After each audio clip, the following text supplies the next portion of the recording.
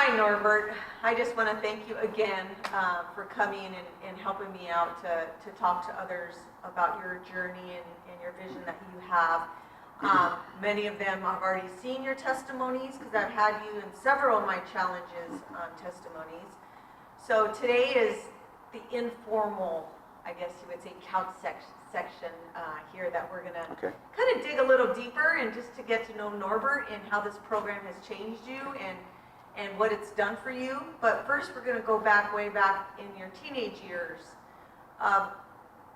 What was the moment that you realized in your life that, yes, I have a problem with weight, yes, this is a concern for me, and how did you deal with that? Well, I can say that the family that I grew up in, they were always big, and everything that we did was always involved food one way or the other. You socialized with it, you killed pain with it, you know.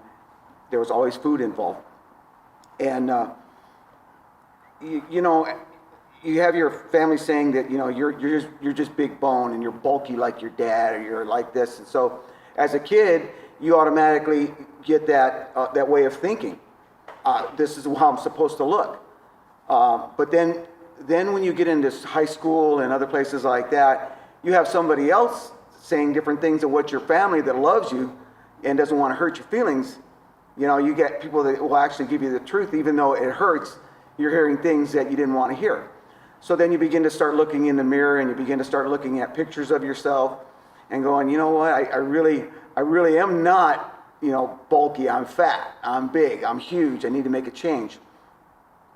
So it was really in high school, because through grade school and junior high and stuff like that, it really didn't affect me. But once you get into high school and you start playing sports, and you start seeing guys begin to change, and I'm not changing like they are, and it's all because of food is really what it was, but I didn't know that. So I tried everything. I tried lifting weights, I tried basically just lifting weights, and then I would get big and bulky, but I never had the type of physique that I wanted.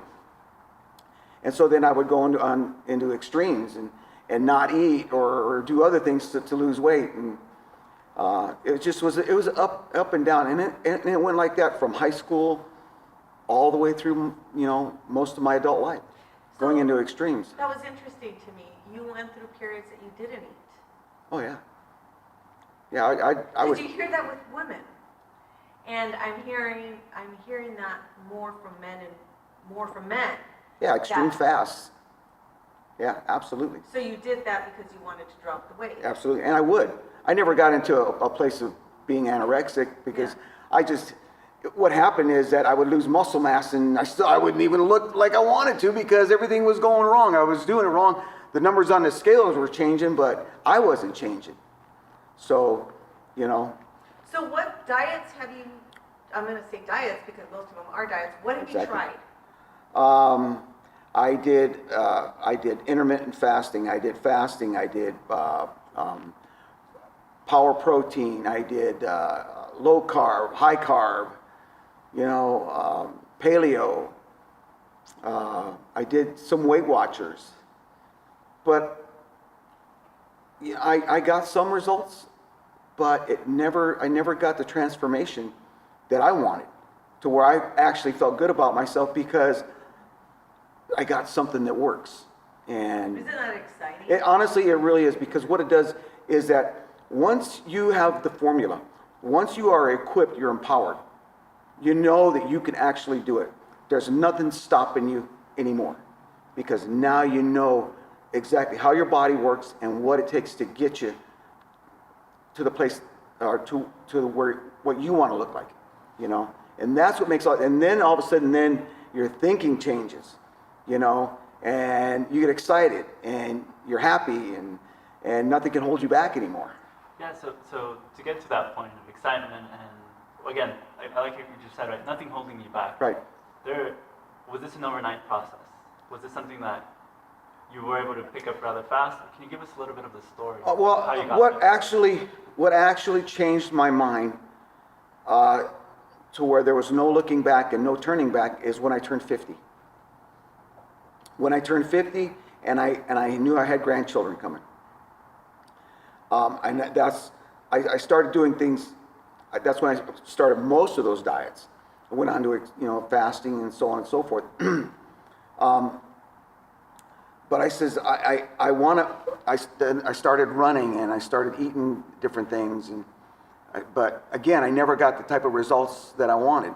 Then I went to the Globo gym and the whole time I was never satisfied because I knew it wasn't getting me where I wanted to be, the way I wanted to look, It's not all about vanity. It's about, the way I look also affects the way I think and the way I'm able to present myself and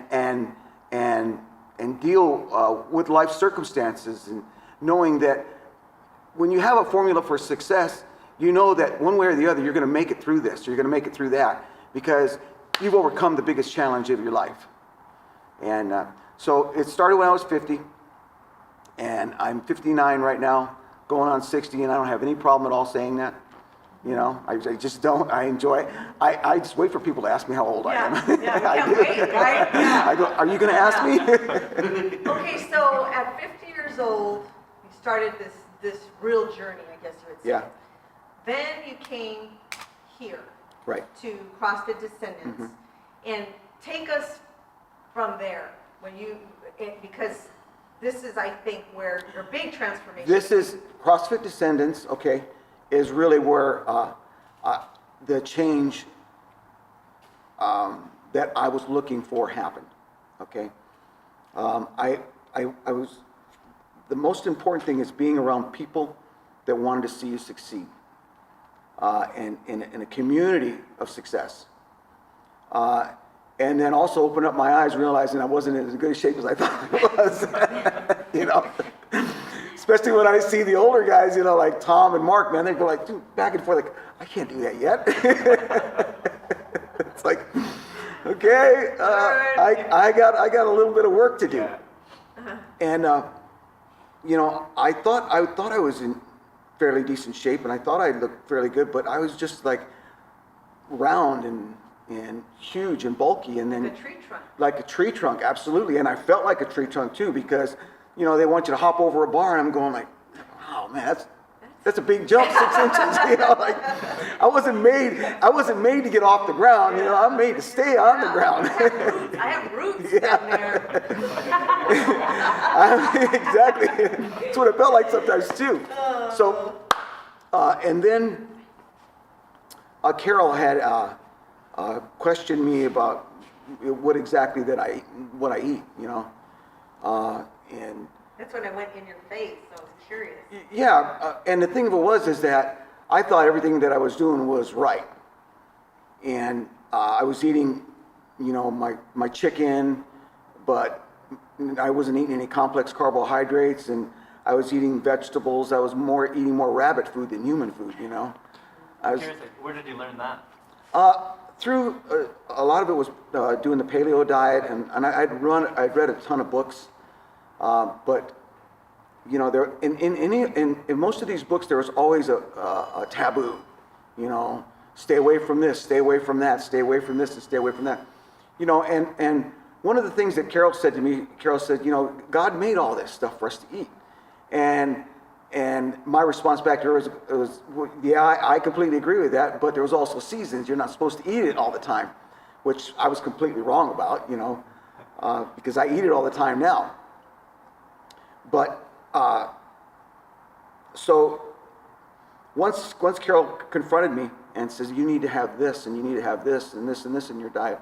And I said, yeah, that's cool. I still hadn't gotten involved at that point. And then I had seen some of the people changing, and I think after the first go around with the healthy eating group, I think I joined the second one is when I came in, and it's been fantastic. Was it easy? No. So what was different? Let's take you back to that second challenge. What made you said, okay, I'm going to join this challenge. You came to the workshop. Mm-hmm. Were you still thinking, I don't know if this is right or if this is going to work, but what the heck, I'm going to try it? I didn't necessarily think it wasn't going to work because everything that you and Mark had spoke about, I understood it. Okay, I knew that my biggest challenge was at home because I go into the house and I eat a certain way and the rest of the family doesn't, and it just creates friction at that point there. Oh, yeah. Because I had done so many other extremes in the household before, and I tried to tell everybody you need to do this and you need to do that and you need to do this, and all it did was create friction and rebellion and stuff like that. So this time I kept my mouth shut, and I did what I needed to do. I started doing all the shopping, started doing all the cooking. I wasn't gonna make anybody have to do anything for me. This is something that I wanted to do. I wanted to make the change. What a concept. Nice, yeah. And it was called leading by example instead of being a mouthpiece. Instead of being authoritative, I said I'm just going to be an example. And it was a bit of a challenge because I wasn't used to shopping, I wasn't used to cooking, I wasn't used to prepping, I wasn't used to doing all that other stuff because it's a whole lot easier to drive through a drive-through line and look for the healthy stuff on the menu and get it in a bag and drive away, which it really isn't healthy for you. The first time you went and took care of, then the shopping, the prepping, doing all these different steps, what was going through your mind? What am I doing? Really? It's like, I didn't realize there were so many aisles and stuff I had to go through, and then dealing with people, and then trying to find all the products. That was my biggest frustration, and going like, wow, this stuff, I didn't realize I paid that much for this and that much for that and that. So I had a little bit of a better idea what my wife would go through or what my daughters go through when they go shopping and what other women And went then through. your first food prep, was that interesting? Yeah, it really was because it took me forever. Because I didn't know how do I make it, what do I do? How do I package it? I was kind of winging it, and how do I put the stuff together? How do I eat it on the road? How do I get it in a way that I can actually do this all the time? So it was how is it now? Now, it's part of my life. It's a no-brainer. Is food prep easy? Oh yeah, food prep. So easy I now. mean, I'm prepping for 3, and I food prep on Sunday for 3 people, and by 8 o'clock in the morning, my food prep is cooked, packaged. I have breakfast. I've washed the dishes, and I'm on my way to church. Wow. But I get started at 4 in the morning too. What time do you start? I want to hold on to that one. 7:30. That's why do you think I'm always posting stuff? Yeah, how funny. That's But- hilarious. But it does get easier because you know how to shop. You know how long it takes to cook things. Basically that was it. Shop. You know how long it takes to cook things, cut things up, prep things. Freeze them, put them away for future use, and so on and so forth. So what was the biggest blessing, do you think, for me, the biggest gift I could give someone is the shopping list and the plan. Because everyone is so confused. What do I eat and when? Mm-hmm. That right there, what you've done by doing that, you've set everybody up for success. Everybody has everything that they need to get to where they want to be, to look the way they want to look, and they have nobody to blame but themselves at that point there. If they don't want to take the time to sit down and read it and do the shopping, because you got to put in the work. You, Carol, by sitting down and doing all that, you put in a ton of work, and it's taken you a long time to get to that point there. But people that don't want to do the work, they'll get through the 6 weeks and they won't make it any farther, because they don't realize that this has got to be a lifestyle. This is part of your life, So you better learn how to package it. You better learn how to shop, because otherwise you're just going to fall back the same way. You've got to retrain your thinking. You've got to get yourself on a new path. So adding the complex carbs to your diet, Yeah. what The com- difference did you, the first 2 weeks of doing this plan, what did you, let's take us I back. love the complex carbs. Yeah. I love them. I was so glad they were there. Yeah. Honestly, once I started taking complex carbs or eating complex carbs, I realized that was the missing thing in my training and my all-day feeling of well-being and feeling of being full. Because I couldn't sustain a workout. I couldn't make it through a workout and make it through the rest of the day before, because I was eating rabbit food.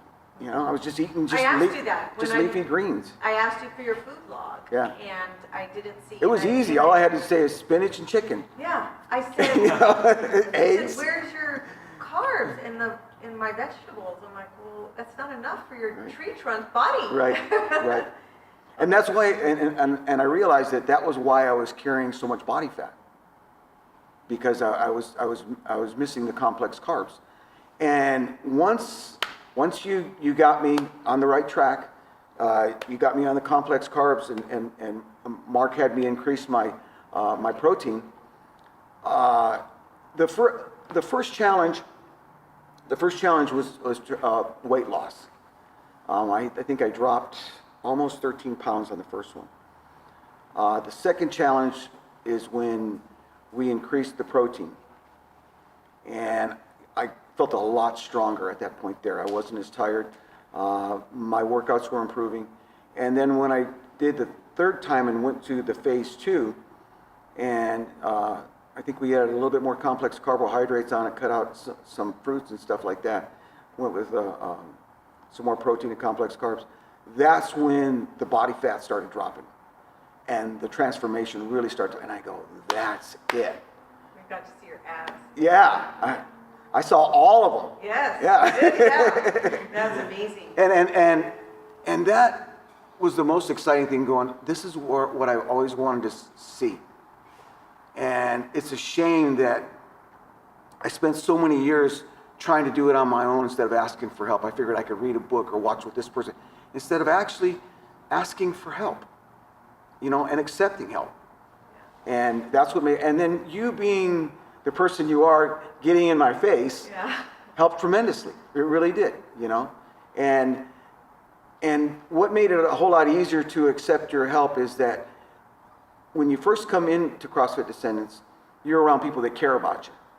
And you don't have to put up a wall. You don't have to be defensive. You know that people actually are in here for want you to succeed and want to see good things in your life, whether it's being healthy, happy, whatever it is.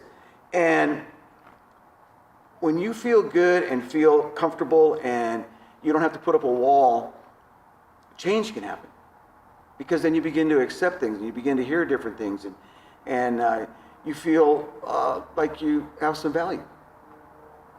Yeah. Makes a huge difference, You don't necessarily have to be the best person in the gym.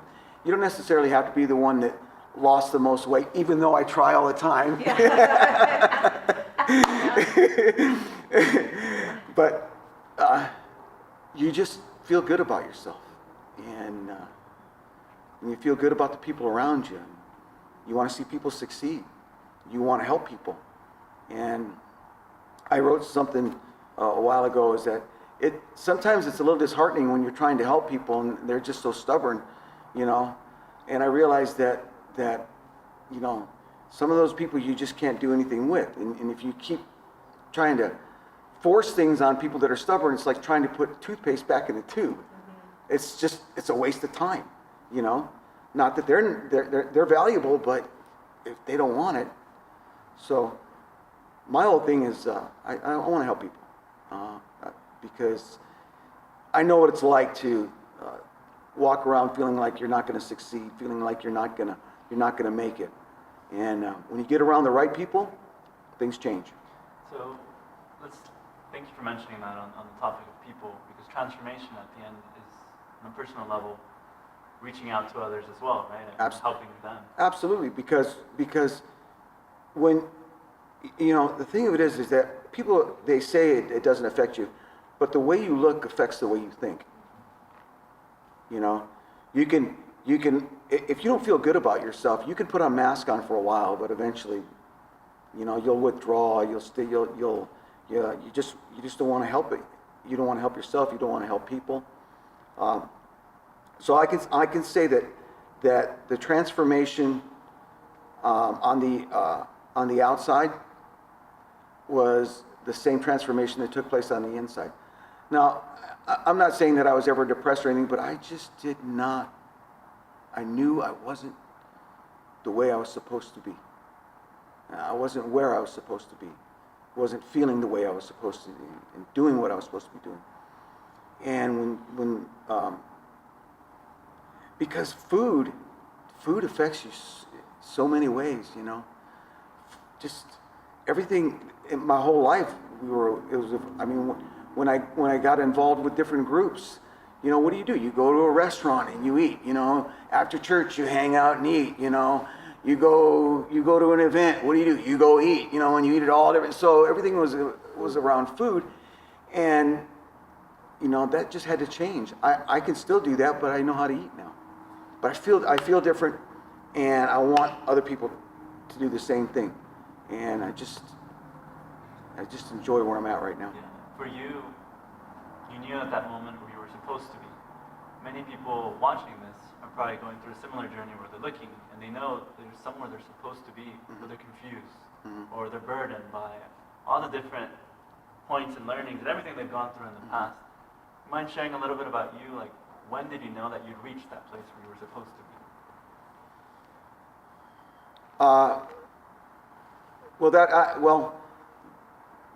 And that might still be going on, right? I mean, it was a while ago, but I didn't.